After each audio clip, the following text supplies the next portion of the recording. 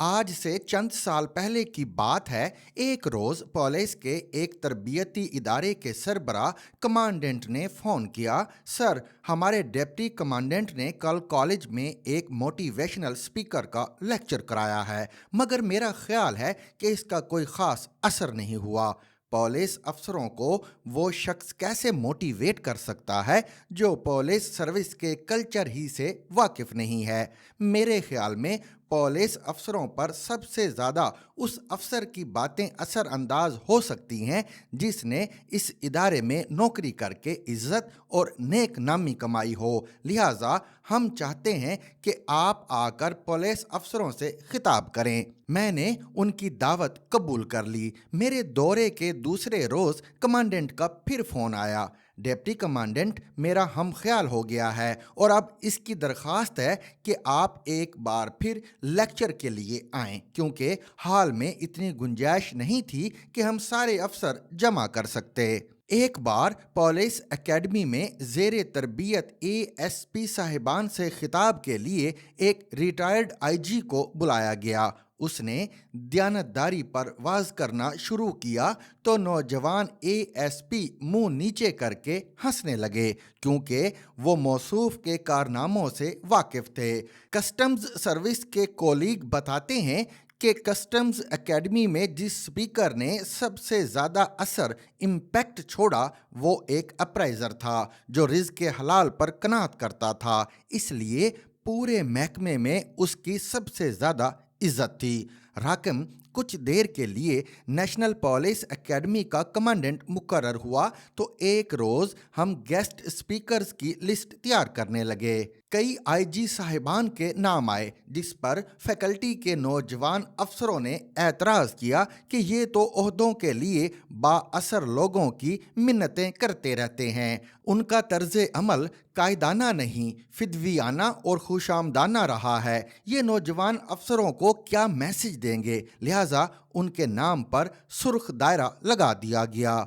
ये दुरुस्त है कि कुछ मुकर्रर अपने ज़ोर खिताबत से और कुछ स्पीकर चंद बड़े और कामयाब लोगों के वाक़यात सुनाकर सामीन को मुतासिर कर लेते हैं, लेकिन ये तासुर वक्ती और महदूद वक्त के लिए होता है। सबसे शदीद और दूर रस असर मुकर्रर के अपने किरदार का होता है। अगर सामीन को ये पता हो कि जो शख्स उन्हें ईमानदारी की फजीलत बता रहा है वो खुद हर किस्म की तरगीबात को ठुकराता रहा है और मौके होते हुए भी सिर्फ रिज़्क़ हलाल खाता रहा है, तो खताबत के फ़न से नाआशना होने के बावजूद उसकी सीधी सादी बातें बहुत असर करती हैं। अगर कोई सेल्फ मेड आदमी किसी सीढ़ी और सहारे के बगैर सिर्फ अपनी मेहनत और जिद्दोजहद के बल पर तरक्की के ओजे कमाल तक पहुंचा है तो उसे मुबालगा आमेज कहानियां घड़ने की कोई ज़रूरत नहीं होगी। उसका हर लफ्ज़ वज़नी होगा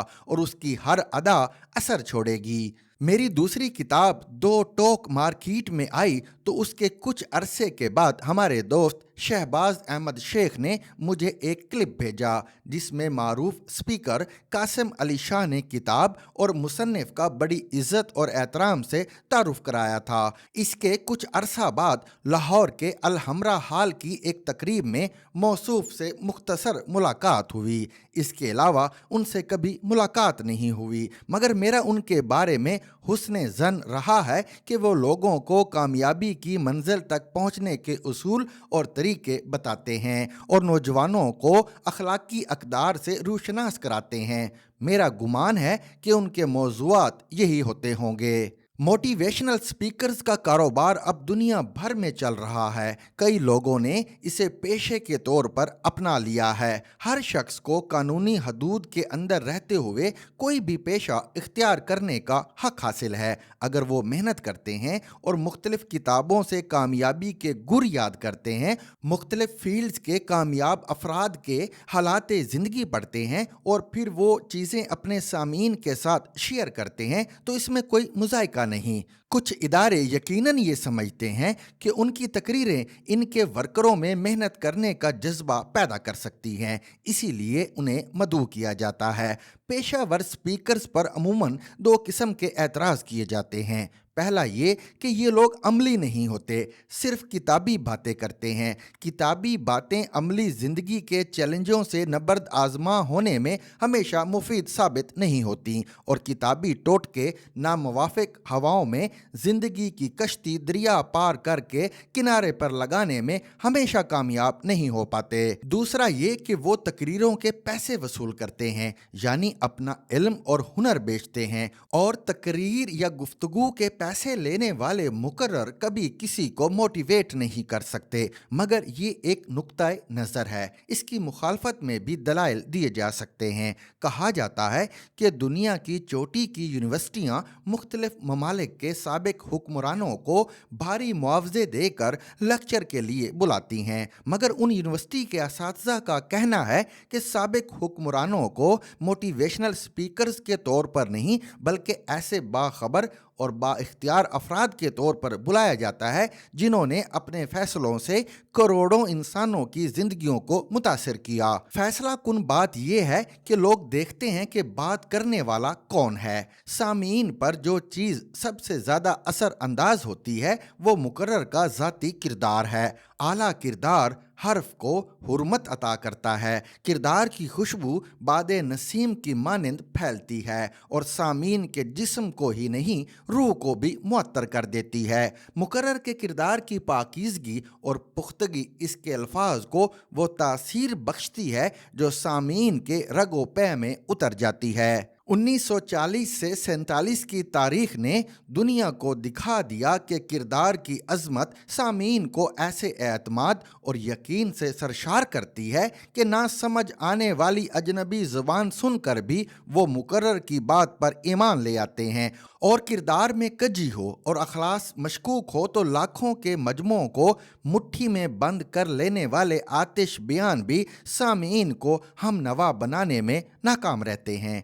आज से 5 साल पहले जब मुझे एशिया के सबसे बेहतरीन तरबियती इदारे command and staff college Quetta में फ़िक्र इकबाल और जदीद लीडरशिप का तसव्वुर के मौजू पर लेक्चर के लिए मदऊ किया गया तो मैंने उस वक्त के कमांडेंट जनरल नदीम अंजुम से पूछा था कि आपने इस मौजू पर गुफ्तगू के लिए किसी यूनिवर्सिटी प्रोफेसर की बजाय एक मुंतज़िम का इंतखाब क्यों किया है।